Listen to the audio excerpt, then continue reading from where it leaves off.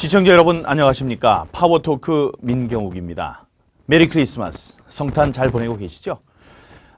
민경욱의 파워토크 8번째 시간인데 가만히 보니까 올해 마지막 방송이 되더군요. 올해 유종의 미를 거둘 수 있는 시간이 되기 위해서 좋은 초대 손님 모셨습니다. 얼마 전에 당의 정책위 의장으로 선출되신 함진규 정책위 의장을 모셨습니다. 당의 정책 또 원내의 정책을 아우르시는 분이신 만큼 오늘 그 어느 때보다도 유익한 시간이 될 것 같습니다. 함진규 정책위 의장과 함께하는 민경욱의 파워토크 지금 출발합니다. 함 의원님 어서 오십시오. 네, 반갑습니다. 예, 환영합니다. 정치기 의장이 되신 지 이제 2주일 되셨습니다. 네. 그동안에 어떻게 지내셨는지도 궁금하고 민경욱의 파워토크 시청자 여러분께 인사 한 말씀 해주시죠. 예, 시청자 여러분 반갑습니다. 함진규 의장입니다. 지금 방금 말씀하신 대로 제가 한 2주 정도 됐는데 2주 동안 각 부처 한 16개 상임위원회가 되는데 그 전체 이제 그 업무 파악, 또 업무 보고관이라고 이제 공부 좀 많이 하고 있습니다. 그러시군요. 당의 정책위다 그러면은 뭐 아시는 분들은 아시지만 어떤 곳인지 궁금해하시는 분들이 계십니다. 그러니까 어떤 인원으로 구성이 돼 있고 어떤 일을 하고 어떤 결정을 하는지 간략하게 설명해 주시죠. 네, 우선 인원 구성은 저희 당뇨들 2명의 남녀 국장이 계시고 또 이제 같이 실무를 담당하는 직원이 한 10여 분 정도 있고 그래서 같이 이제 팀워크를 이루어서 16개 상임위원회에서 이루어지는 모든 법안들이 다 우리한테 올라오고 또 조율을 해야 되고 분석을 또 해야 됩니다. 그래서 이게 정말 국민을 위해서 좋은 법인지 꼭 필요한 건지 아니면 우리 당에서 입장은 어떤 것인지 이걸 전부 또 예산이 수반되는 법안들이 굉장히 많기 때문에 또 규제 법안이면은 왜 규제를 해야 되는지 아니면 규제를 해제해야 되는 법안은 왜 해제해야 되는지 이런 정밀한 분석을 해서 그 이제 상임위에 전달하고 또 같이 호흡을 맞춰서 또 우리 지도부에 또 의견을 구하고 이런 과정이기 때문에 굉장히 많습니다, 역할이. 16개 그 상임위에서 올라오는 법안이 얼마나 많겠습니까? 그래서 제가 공부를 아주 톡톡히 하고 있습니다.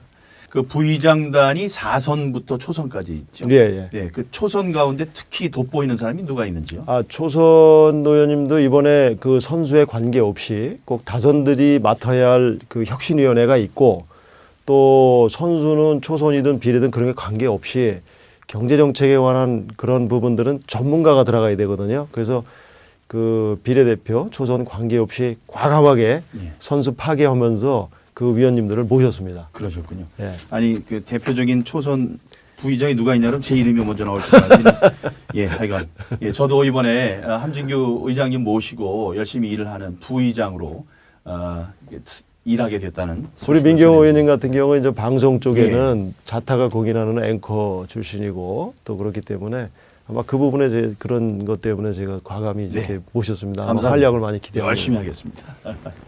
흔히들 탁상 공론이라고 하죠. 그 현장을 모르는 책상 위에서 이루어지는 정책들을 이제 꼬집을 때 그렇게 얘기를 하는 건데 현장의 목소리가 반영된 정책을 만들기 위해서 앞으로 어떤 노력을 기울이실 생각이신지? 굉장히 중요한 말씀을 하셨는데요. 전 뭐 지방의원 경험도 있습니다. 그래서 국회에서 다루는 법안들 예산들만 중요한 게 아니고 실질적인 이런 모든 것들은 16개 광역정부 그 밑에 내려가면 이제 더 많은 지방정부가 있지 않습니까? 거기 현안들이 굉장히 많습니다. 그래서 제가 그 지방의원 했던 경험을 살려서 1월 중순부터 전부 도를 나옵니다. 16개 광역 그 자치단체를. 그래서 거기 시도의원님들이 계시고 또 당원들도 계시기 때문에 거기서 올라오는 중요한 핵심 그 정책들을 중앙정부하고 연결시켜서 국회하고 연결시켜서 유기적으로 지방선거 때 또 공약도 많이 내걸지 않습니까? 지금 이번에 대선 치르고 나서 공약들을 보면 뭐 예결위 또 상임위에서 활동해 보셔서 아시잖아요. 그 뭐 저 재정 추계라든가 또 여러 가지 면밀하지 못한 채 시행되는 그러니까 예산은 통과됐는데 법안은 아직 통과가 안 된 게 많아요. 그런 엇박자가 날 수가 있거든요. 그래서 그런 게 없게끔 정밀하게 법안 분석을 하고 또 지방 공약도 과감히 중앙정부 공유할 수 있는 그런 거를 1월부터 좀 전국 16개 광역을 돌면서 전부 수집을 하고 이미 공문을 보냈습니다. 정책위원회에서. 그 시도당을 통해서 가장 중요한 공약들을 또 현안들을 수집하고 있습니다. 전부 다. 예, 함진규 의원님은 여러분들 잘 아시다시피 인천 인하부고 출신이시고요. 고려대학교 법학과 출신이십니다. 그동안 옆에서 뵈면은 신문을 그렇게 열심히 읽으시고요. 다음에 이번에 정책위 의장이 되시려고 그랬는지 모르겠습니다만은 모든 사안이 있으면은 그 독서를 많이 하시면서 이렇게 갈무리를 해놓는 그런 습관을 가지고 계신 분이시죠. 그런 지금까지 닦으신 그런 깊은 지식들이 정책으로 이제 앞으로 나올 것이라고 저는 생각을 합니다.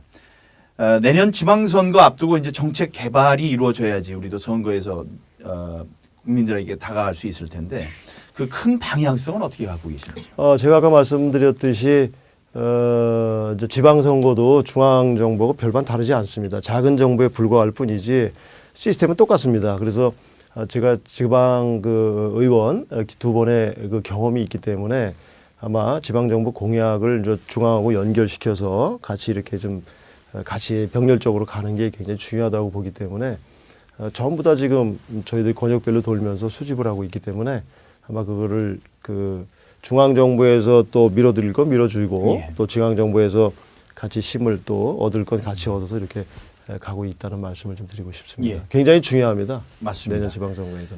예, 지금까지는 우리 자유한국당이 금수저 정당, 기득권 정당, 웰빙 정당이라는 얘기를 들었었습니다. 그런데 새로운 지도 체계가 이제 들어서면서 서민, 노동자, 농민을 위한 정당으로 거듭나겠다 이렇게 얘기를 했습니다. 사회적 약자를 위한 정책을 수립하겠다는 선언도 했었는데요. 의장님 본인도 빈농의 아들이다, 흙수저 출신이다 이렇게 말씀을 하셨어요. 딱 뵈면은 금수저 물고 태어나신 정말 있는 집안의 귀공자 같이 생기셨는데 흙수저 맞습니까?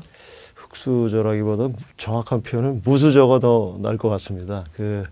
제가 기업으로는 굉장히 어려운 그 농촌에서 태어났기 때문에 뭐 학교 다닐 때 맨날 등록금 걱정하고 이 집 저지로 등록금 빌리러 다니고 막 이런 거, 또 아버지가 일제 징용에 갔다 오셔가지고 굉장히 좀 뭐랄까 집안이 좀 풍지 박살나는 그런 정도까지도 간 상황이고, 누나도 또 아버지 징용을 가는 사이에 또 죽게 되고 뭐 이렇게 하는 우여곡절 끝에 굉장히 좀 뭐랄까 좀 그래도 아버님이 공부는 가르쳐 주려고 예. 했기 때문에 저는 뭐 그런 거는 힘들게 공부는 했지만 뭐 부유하지는 않았습니다. 지금도 뭐 제가 사는 게 부유하지 않고 송구스럽긴 해요, 그런 부분들이.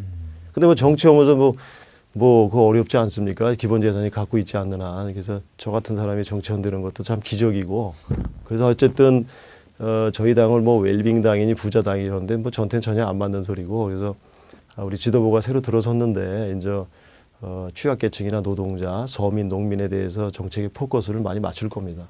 예. 제가 아버지 살아오는 걸 봤기 때문에 예. 어떤 형태든 뭐 잘 사는 분들은 잘 살게끔 어떤 그런 거를 예우를 해주면 되는 거고, 또 밑에 어려운 분들은 사각지대에 있는 분들은 우리가 정책이나 예산을 통해서 이렇게 좀 활발하게 하실 수 있도록 그게 초점을 맞춰서 저희 당도 운영되지 않을까 저는 그렇게 생각을 합니다. 예. 저도 그렇게 한 중심에 서 있고요. 예. 그렇게 서민 노동자 농민을 위한 정당으로 거듭나겠다. 이게 우리 앞으로 정책 방향이 되지 않을까 이렇게 기대를 해봅니다. 특히 원내 지도부의 우리 함진규 정책위 의장님과 함께 또 김성태 원내 대표께서도 생계 때문에 열사의 나라 중동에서 열심히 일을 했던 그런 그야말로 흙수저니까요. 그런 쪽에 서민들의 아픔을 잘 아는 정책들이 나오지 않을까 이렇게 기대를 하면서요. 이 내용부터 좀 짚어봤으면 좋겠습니다. 우리나라가 OECD 국가들 가운데 가장 근로자들이 오랫동안 일을 한다. 이런 지적이 있어 왔고, 그래서 근로기준법 개정을 통해서 이 문제를 개선해야 한다는 목소리가 있었습니다.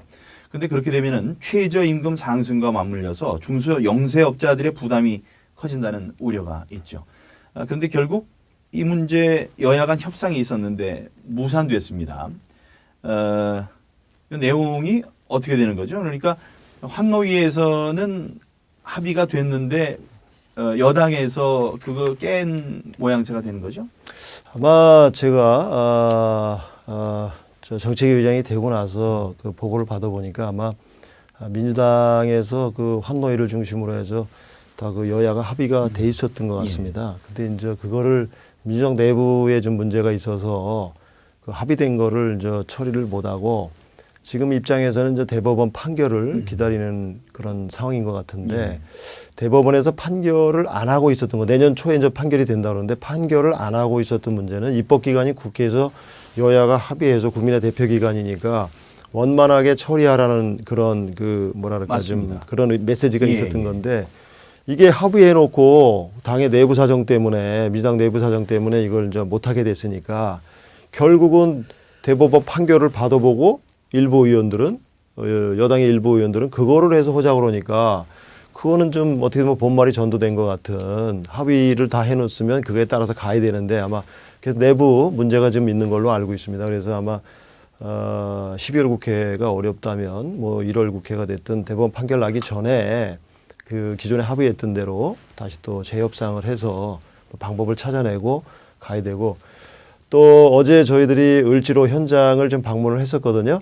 홍준표 대표님 등을 모시고 이제 갔었는데 거기서 생생한 현장의 목소리를 들었습니다. 이게 최저임금이 의원님 잘 아시다시피 굉장히 문제가 많지 않습니까? 급격하게 이게 이제 올려버리다 보니까 오히려 역효과가 또 나는 부분이 있어가지고 이게 자동화로 하거든요. 사람을 뽑지 않고. 예, 그러니까 사람을 뽑아야 돼 사람을 안 뽑고 자동화 설비로 가버리니까 그 오히려 일자리가 더 줄어들죠. 예. 그다음에 이제 외국인도 똑같이 적용을 하다 보니까 틀리고 이게 그리고 업종별 또 지역별 이게 순차적인 그런 걸로 좀 정밀하게 분석을 해서 갔어야 되는데 농사 짓는 분도 예를 들어서 외국인이 됐든 누구든 쓰고 싶은데 최저임금 똑같이 적용 받거든요.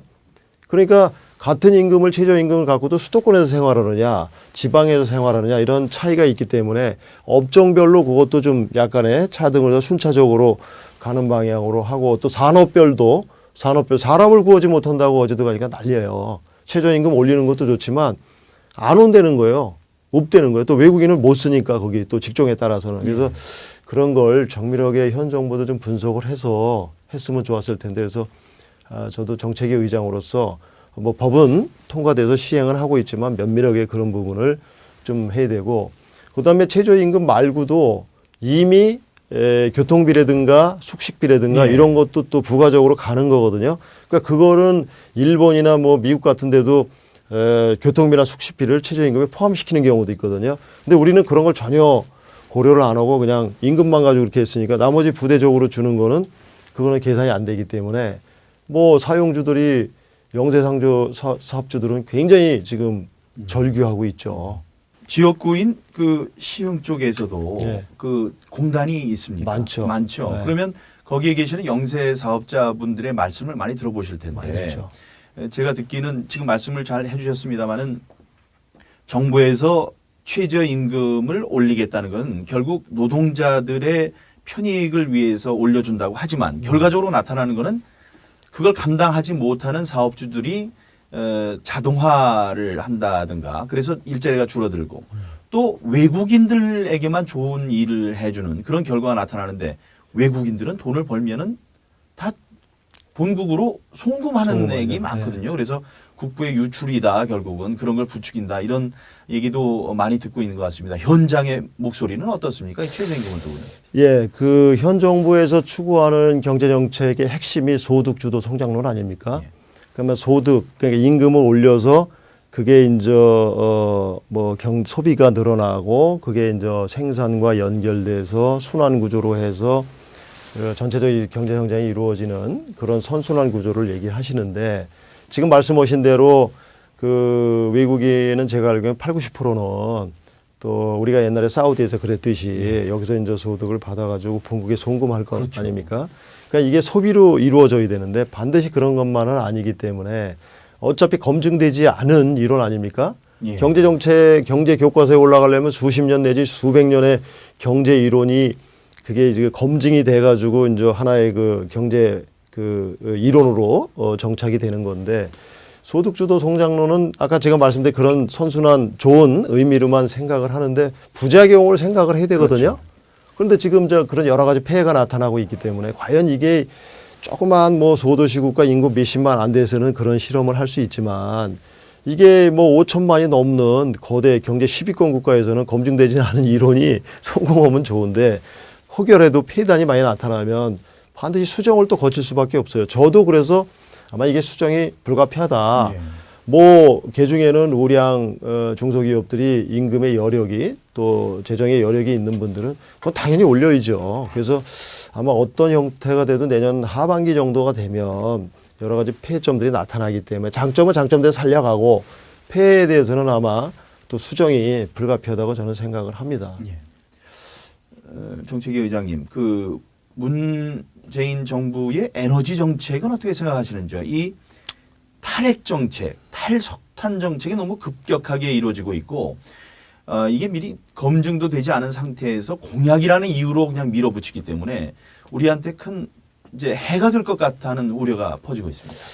아마 저는 그 어느 나라든 에너지 정책은 국가 안보급으로 안보라고 생각을 합니다. 근데 그거를 그 단순히 대선 때 뭐 우리도 마찬가지로 저 공약 걸었던 부분들도 있고 그런데 대선이나 각종 선거에서 공약 걸었던 게 이제 대선이든 무슨 선거든 끝나고 나서 다시 한번 이게 재정비를 하지 않습니까? 이게 진짜 할 수 있는 건지 아니면 잘못 생각했던 건지 해서 수정 절차를 거칩니다. 근데 이번에 100대 공약이라고 현 정부에 내세운 걸 보면 에너지 정책도 굉장히 중요한 겁니다. 지금 아시다시피 저 신재생 에너지, 신에너지 뭐 이런 쪽으로 이제 방향을 트는데 저는 뭐 그거는 좋습니다. 그 방향을 잡는 건. 근데 마치 탈원전 또 탈석탄 이런 것들이 절대적인 거 모양 생각을 하면 안 된다고 생각을 합니다. 왜냐하면 지금 신재생 에너지에 차지하는 비율이 굉장히 낮습니다. 그리고 우리나라는 나라마다 다 사정이 틀리지만 바람이 일정하게 부는 것도 아니고 햇빛도 마찬가지. 햇빛 태양도 일정하게 내리쬐는 것도 아니고 그러니까 주로 원전을 중심으로 가되 이거 신재생 에너지 쪽으로 자꾸 이제 개발을 해야죠. 우리가 개발하지 못했던 그런 부분들을. 근데 마치 그 원전은 다 잘못되고 신재생 에너지만 좋은 걸로 생각을 하는데 아니 뭐 어떤 국민이든 탈원전을 할 수 있다면 하는 게 좋겠죠. 근데 신재생 에너지가 이걸 따라오질 못하니까 아직은 기술력이라든가 여러 가지 면에서 경제 효과도 그렇고. 그렇죠. 예, 그러니까 경제성도 그렇고. 주로 가되 최근에 프랑스 마크롱 대통령이 독일도 마찬가지지만 프랑스가 원전의 75%를 차지하고 있거든요. 그래서 세계적인 추세가 탈원전으로 많이 가려고 그랬었어요. 근데 다시 회귀하고 있거든요. 그건 왜 그러냐면 해보니까 예. 신재생 에너지가 생각보다 그렇게 안 되는 거죠. 저 에너지를 계속 쓰고 있지 않습니까? 그래서 마크롱도 그걸 접어버리고 맞습니다. 과감하게 다시 원전으로 돌아오고 그게 뭐하고 연결되냐면 탄소 배출권 그게 강제적으로 그 세계에서 협약한 내용들 아닙니까? 그러니까 원전이 오히려 탄소 배출권이 가장 적거든요. 이게 거꾸로. 그러다 보니까 마크롱 대통령도 방향을 선회해서 다시 원전 쪽으로 돌아왔습니다. 그리고 원전 기술이라는 게 계속 진보를 하기 때문에 뭐 지진 7, 8, 뭐 9에도 견딜 수 있도록 그 계속 보강을 하고 뭐 지금 뭐 크게 문제된 게 없지 않습니까? 앞으로 더 기술에 박차를 가하고 견고하게 만들기 때문에 지금 뭐 그거에 대한 문제점들이 뭐 과거와 좀 다른 패턴으로 가고 있고 중요한 거는 이 원전 시장이 1,000조 원이라는 겁니다. 1,000조 원. 그럼 우리가 지금 반도체 갖고 먹고 살았는데 앞으로는 4차 산업혁명과 관련돼서 이게 뒤를 이을 굉장히 중요한 거거든요. 안전성만 더 강구가 되면서 그리고 1,000조 시장이고 UAE에 우리가 지금 얼마입니까? 우리가 좀 70조 원, 90조 70, 원. 운영가가 이렇게 20조를 했고 운영권 56조까지 해가지고 얼마입니까? 76조. 76조를 예. 우리가 했잖아요. 그러면은 이게 1억 원짜리 연봉을 60년간 3,000명을 우리 고용 창출을 할 수 있는 거고 우리는 원전이 문제가 있어서 기술력은 뛰어나게 몇 위를 다투고 있는데 외국에 수출을 하면서 우리는 탈원전을 한다? 그럼 다른 나라에서 우리나라 기술력을 그걸 신뢰를 하겠습니까? 그래서 안 되죠. 저는 예. 다시 이거를 자꾸 공론화위원회 같은 거 붙여서 그 국민들이 그걸 전문가가 아니면 알기 쉽지 않지 않습니까? 그래서 안전성을 강화하는 쪽에서 자꾸 이거를 이제 하면서 충분한 에너지를 공급을 하고 그 다음에 이제 신재생 에너지도 중요하거든요. 저도 그 관심 많습니다. 그래서 그거는 자꾸 이렇게 성장시키는 방향으로 가는 에너지 전략이 맞는 것이지 이거 하나를 딱 없애버리고 뭘 새로운 게 들어가는 게 그 많은 역할을 하면 되는데 신재생에너지가 각종 뭐 풍력이 됐든 조력이 됐든 뭐 태양력이 됐든 그게 퍼센트 차지하는 게 뭐 미미하죠. 한 자리 숫자도 안 네. 됩니다. 뭐 넘는 것도 있지만 그래서 그거 굉장히 위험하다. 단기적으로 볼 땐 그거를 우리는 계속 설득을 해나가고 예. 그렇게 할 생각입니다. 예. 지금 이 정부에서는 탈원전을 하더라도 전기료가 올라가는 일이 없을 것이다라고 강조하는 네. 것 같은데 그거는 국민을 상대로 한 거짓말 아닙니까? 그거는 안 되는 소리고요. 심야 전기도 지금까지는 그래도 기업들이 많이 이제 국민들이 소비하는 시간이 적은 시간대에는 좀 싸게 해서 많이 공급을 하지 않습니까? 이제 저게 이제 그렇게 되면 만약에 이제 탈원전에 따라서 그 예정돼 있는 원전들을 건설을 안 하고 그러면 이게 줄어들 수밖에 없지 않습니까? 장기적으로 보면 그럼 당연히 올라가지. 그게 안 올라간다는 말이 지금 그것 때문에 몇 배씩 올라가서 아우성인데 예. 그거는 바로 나타나는 건데 그걸 전기료가 안 올라간다? 그거는 안 예. 맞는 말이죠. 맞습니다. 그 의장님의 카운터파트가 민주당의 정책위 의장 김태년 의장이에요. 네. 근데 언론에서는 두 분 다 강성이기 때문에 이 쟁점 법안을 합의해 나가는데 아주 그 처리 과정이 험난할 것이다. 이렇게 예상을 하고 있습니다. 대여 투쟁 어떻게 해 나가실 작정이신지요? 우리 지도부에 비해서 상대적으로 제가 또 온건파가 됐습니다. 우리 지도부가 워낙 또 예. 이렇게 좀 저쪽이 온건파로 보인다고요? 아니 우리 지도부가 아, 예. 우리 이제 당 대표님, 원내 대표님이 또 예. 뭐 강성이시죠. 진짜 강성이시고 또 그런 분야에서 오랫동안 또 투쟁을 해오셨던 분이기 때문에 대외적으로 보면 강경입니다. 예. 그 부정하고 싶지는 않고요. 저 역시 그런데 저는 먼저 정책적으로 뒷받침을 하는 거니까 싸울 때 싸우더라도 또 협조할 걸 협조하고 예. 잘하는 걸 우리가 뭐라 할 수는 없지 않습니까? 국익을 위해서 국민을 위해 잘하는데 그걸 무조건 우리가 뭐 당이 틀리다고 해서 반대고 그래서는 안 그렇게 되고 하면 안 되죠. 그건 예. 뭐 의미가 없는 거고 예. 선의의 선명한 저는 정책 경쟁 이슈 선점 경쟁을 해야 된다고 봅니다. 그래서 저는 이제 정책위 의장으로서 16개 부처의 그 업무를 다 보고를 받았기 때문에 그걸 근거로 해서 아까 말씀드린 대로 법안 예산 하나하나 챙기고 그저께 같이 식사를 한번 했습니다. 3당 그 정책위 의장들이. 근데 뭐 강공끼리 부딪히면 또 클리어하게 할 거는 하고 안 되는 거 안 되는 거고 해서 더 저는 쉽다고 봐요. 예.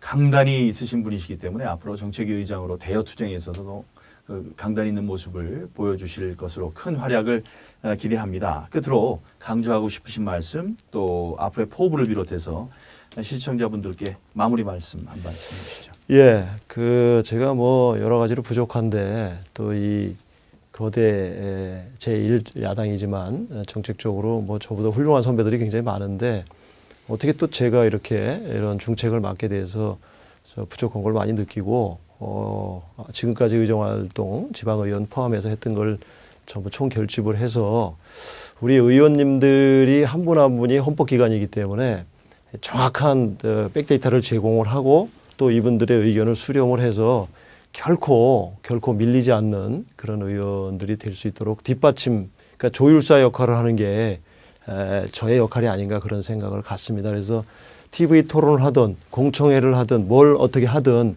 우리 당의 핵심적인 가치는 지킬 것이고 그걸 또 의원님들이 아실 수 있도록 계속 뒷받침을 할 생각입니다. 그래서 앞으로 지역 현안 또는 중앙정부 현안이 있을 때마다 특위라든가 TF팀을 만들어서 의원 한 분이 한 개 이상의 특위 내지는 TF팀은 가동하는 것. 그건 선수의 관계가 없습니다.